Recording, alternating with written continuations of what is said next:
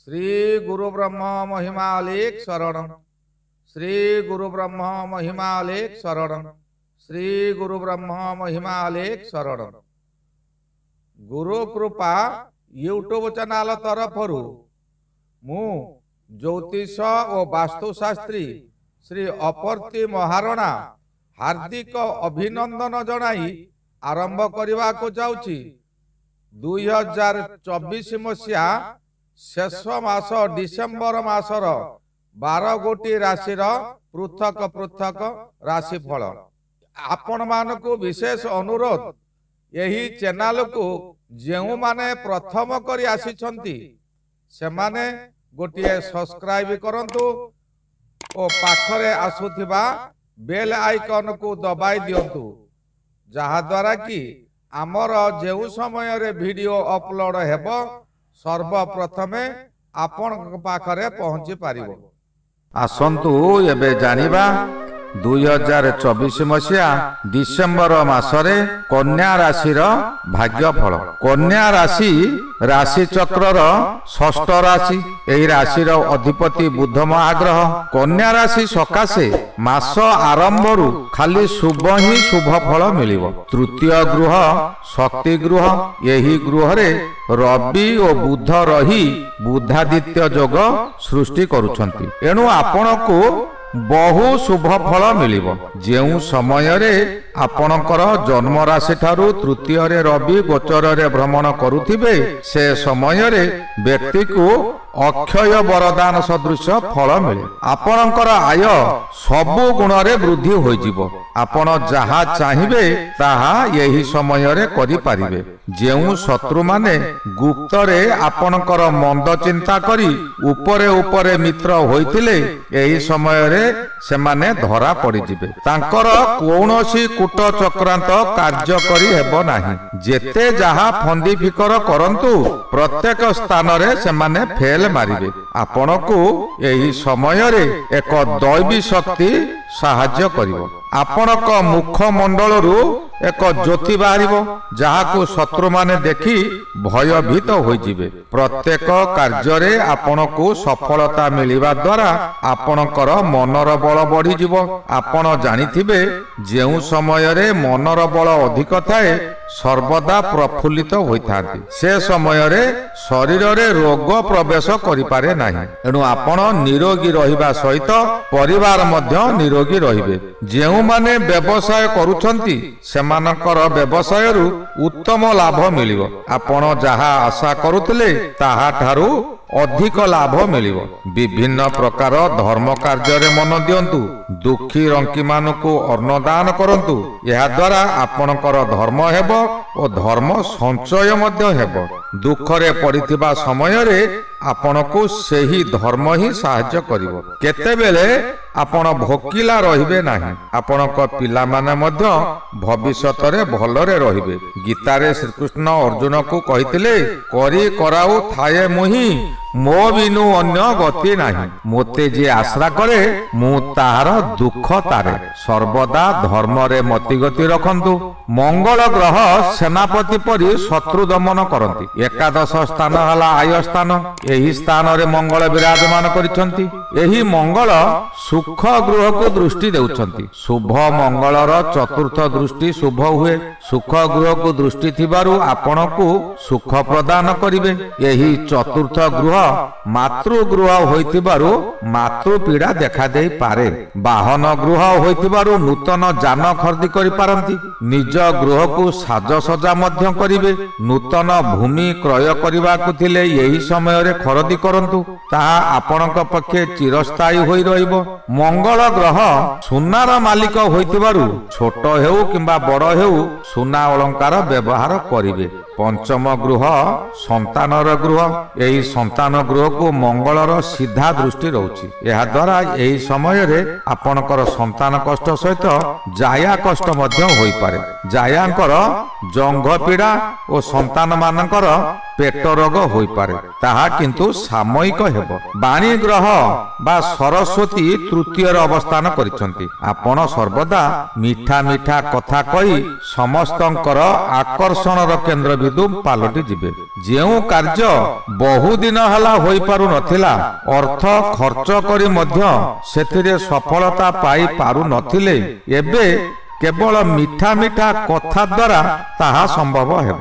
ଆପଣ ସର୍ବଦା ମିଠା ମିଠା କଥା ମନୁଷ୍ୟକୁ କୁହନ୍ତୁ ଓ ଭଲ ବ୍ୟବହାର କରନ୍ତୁ, ନଚେତ୍ ଫଳ ଓଲଟା ମିଳିଯାଇପାରେ। ନିଜ ଲୋକମାନେ ଶତ୍ରୁ ପାଲଟି ଯିବେ। ଏହି ସମୟରେ ବିଶେଷ କରି ଭାଇମାନେ ଶତ୍ରୁତା କରନ୍ତି। ସାମାନ୍ୟ କଥାରେ କଣ୍ଟା ବାଡ଼ରେ ଲୁଗା ପକାଇ କଳି କରିବେ, ଯେଉଁ କଳିକୁ କେହି ମଧ୍ୟସ୍ଥତା କରି ସମାଧାନ କରିପାରିବେ ନାହିଁ। ଶତ୍ରୁମାନେ ତାଙ୍କ ଜିଦ୍ଦିରେ ଅଟଳ ରହିବେ। ଏହି ସମୟରେ ଆପଣଙ୍କର କେବଳ ଭଲ ବ୍ୟବହାର ହିଁ ଆପଣଙ୍କର ଭାଗ୍ୟ ଉପରେ ନିର୍ଭର କରେ। ଯାହା କି ଅଶୁଭ ଫଳ ଅଛି, ତାହା ମାସର ପ୍ରଥମାର୍ଦ୍ଧରେ ଦ୍ୱିତୀୟାର୍ଦ୍ଧ ସମୟକୁ ସମସ୍ତ ବଦଳିଯିବ। ଏହି ଦ୍ୱିତୀୟାର୍ଦ୍ଧ ସମୟରେ ଆପଣଙ୍କୁ ଗୁରୁଜନ ମାନଙ୍କର ଆଶୀର୍ବାଦ ମିଳିବ। ସେମାନଙ୍କର ସ୍ନେହ ସହାନୁଭୂତି ପାଇ ଆପଣ ଖୁସିରେ ରହିବେ। ପିତୃ ମାତୃ ସେବା କରନ୍ତୁ, ତାଙ୍କ ନିର୍ଦ୍ଦେଶ ମାନି କାର୍ଯ୍ୟ କରନ୍ତୁ। ଅନ୍ୟ ଦେବାଦେବୀଙ୍କୁ ପୂଜା ପଠନ ନ କରି କେବଳ ପିତାମାତାଙ୍କର ଯତ୍ନ ନିଅନ୍ତୁ। ମାତାଙ୍କ ଦ୍ୱାରା ଆପଣଙ୍କର ଧରିତ୍ରୀ ପରି ସହନଶୀଳତା ମିଳିବ ଓ ପିତାଙ୍କ ପରି ଶକ୍ତି ମିଳିବ। ଆକାଶ ପରି ବିଶାଳ ହୃଦୟ ମିଳିବ। ଆପଣଙ୍କର ପ୍ରତିଭା ଚତୁର୍ଦିଗରେ ବିକଶିତ ହେବ। ଆପଣ ଏହି ସମୟରେ କୌଣସି ଠାରେ ଧର୍ମାନୁଷ୍ଠାନ ମାନ କରି ଧର୍ମ ଅର୍ଜନ ଓ ଦୈବୀ ଆଶୀର୍ବାଦ ମଧ୍ୟ ପାଇପାରନ୍ତି। ଆପଣଙ୍କୁ ସୌଭାଗ୍ୟ ଲକ୍ଷ୍ମୀ ପ୍ରସନ୍ନ ହେବେ। ନାରୀ ହୋଇଥିଲେ ପୁରୁଷର ଶକ୍ତି ବୃଦ୍ଧି ହେବ ଓ ପୁରୁଷ ହୋଇଥିଲେ ନାରୀର ଶକ୍ତି ବୃଦ୍ଧି ହେବ। ବୃହସ୍ପତିଙ୍କର କନ୍ୟା ରାଶି ଉପରେ ପଞ୍ଚମ ଦୃଷ୍ଟି ରହୁଛି। ଏବେ ବୃହସ୍ପତି ନଭେମ୍ବର 28 ତାରିଖ ଠାରୁ ରୋହିଣୀ ନକ୍ଷତ୍ରକୁ ବକ୍ର ଗମନ କରିଛନ୍ତି, ଯାହାକି ଶାନ୍ତ ଦୃଷ୍ଟି ରହିଛି। ସମସ୍ତ କାର୍ଯ୍ୟ ଧୀର ସ୍ଥିର ଭାବରେ ହେବ। ପୂର୍ବ ଶତ୍ରୁତାକୁ ଭୁଲି ସମସ୍ତ ମିଳିମିଶି ରହିବେ। ରୋହିଣୀ ନକ୍ଷତ୍ର ଗୋଖର ସାପ ବର୍ଗ ହୋଇଥିବାରୁ ଆପଣ ପ୍ରତ୍ୟେକ କାର୍ଯ୍ୟକୁ ଶାନ୍ତ ରହି ଦୃଢତାର ସହିତ ସମ୍ପାଦନା କରିବାର ଶକ୍ତି ମିଳିଯିବ। ଦ୍ୱିତୀୟାଧିପତି ଓ ନବମ ଅଧିପତି ଶୁକ୍ର ପଞ୍ଚମ ଗୃହରେ ରହି ଆୟ ଗୃହକୁ ଦୃଷ୍ଟି ଦେଉଥିବାରୁ ଏହି ସମୟରେ ଖାଲି ଖୁସି ହିଁ ଖୁସି ମିଳିବ। ପରିବାର ମଧ୍ୟରେ ଏକ ମନ ଏକ ପ୍ରାଣ ହୋଇ ରହିବେ। ଗୃହ ମଧ୍ୟରେ ବିଭିନ୍ନ ପ୍ରକାର ସାଜସଜା କରିବେ। ସୌକିନୀ ଦ୍ରବ୍ୟ ଆଦି ବ୍ୟବହାର କରିବେ ଓ କରାଇବେ। ଯେଉଁମାନେ ଷ୍ଟେସନାରୀ ଦ୍ରବ୍ୟ ଖରିଦି କରୁଛନ୍ତି, ସେମାନେ ନିଜ ଆୟତରେ ରଖନ୍ତୁ, ନଚେତ ଅଧିକ ଖର୍ଚ୍ଚ ହୋଇଯାଇପାରେ। ମନକୁ ଧୀର ସ୍ଥିର ରଖନ୍ତୁ। ଆପଣଙ୍କର କେତୁ ଜନ୍ମରେ ଅଛନ୍ତି। ଏହି କେତୁ ପ୍ରତ୍ୟେକ ଦ୍ରବ୍ୟ ପ୍ରତ୍ୟେକ ବିଷୟ ଉପରେ ଅଧିକ ଲୋଭ ଦେବ। ଆପଣ ଲୋଭ କରନ୍ତୁ ନାହିଁ, କୌଣସି ଆଶା କରନ୍ତୁ ନାହିଁ। ବହୁତ ଆଶା ବୃଦ୍ଧି ହେବ। ଆଶା ପୂରଣ ନ ହେଲେ ବିରକ୍ତି ମଧ୍ୟ ଆସିବ। ଧର୍ମଦେବ ଶନି ଷଷ୍ଠରେ ବକ୍ରିରୁ ମାର୍ଗୀ ହୋଇ ସାରିଛନ୍ତି। ଜୁଲାଇ ଠାରୁ ନଭେମ୍ବର ପର୍ଯ୍ୟନ୍ତ ବକ୍ରି ଥିଲେ। ଶନି କୁମ୍ଭ ରାଶିରେ ରହି ସିଂହ ରାଶିକୁ ସପ୍ତମ ଦୃଷ୍ଟି ଦେଉଛନ୍ତି। ସିଂହ ରାଶି କନ୍ୟା ରାଶିର ଦ୍ୱାଦଶ ଗୃହ। ଦ୍ୱାଦଶ ଗୃହକୁ ମେଡିକାଲ ବୋଲି କୁହାଯାଏ। ବକ୍ରି ସମୟରେ ବିଭିନ୍ନ ରୋଗ ନିଜର ତଥା ନିଜ ପରିବାର ମଧ୍ୟରେ ଘଟି ଯାଇଛି। ବହୁ ଅର୍ଥ ଡାକ୍ତର ଦେଖାରେ ଖର୍ଚ୍ଚ କରି ସାରିଲେଣି। ସେମାନଙ୍କ ସକାଶେ ବହୁ କଷ୍ଟ ଆପଣ ପାଇଛନ୍ତି।